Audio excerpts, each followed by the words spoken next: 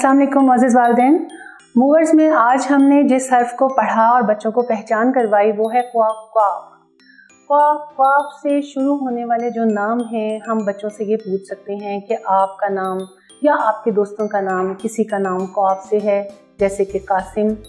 इसी तरह से कैंची जो कि आमतौर पर घर में मौजूद होती है, कुफली जो बच्चों को बहुत पसंद होती है, जिसे आम तौर पर कुल्फ़ी कहा जाता है, जबकि उसका असल तलफ़्फ़ुज़ और उसका असल लफ्ज़ जो है वो कुफली ही है। इसी तरह से सर्दियों में कहवा चाय की जगह बहुत शौक़ से पिया जाता है।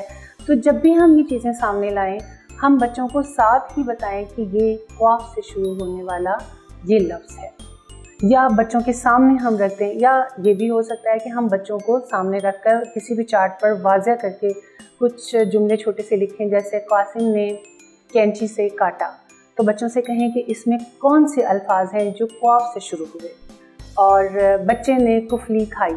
इस तरह के छोटे छोटे से जुमले बोलने से और लिखने से हम बच्चे को आसानी के साथ याद करवा सकते हैं। उम्मीद है कि ये वीडियो आपके लिए मुआविन साबित हुई होगी। इंशाल्लाह ताला अगले सबक के साथ फिर से मुलाकात होगी। तब तक के लिए इजाज़त, अल्लाह हाफ़िज़।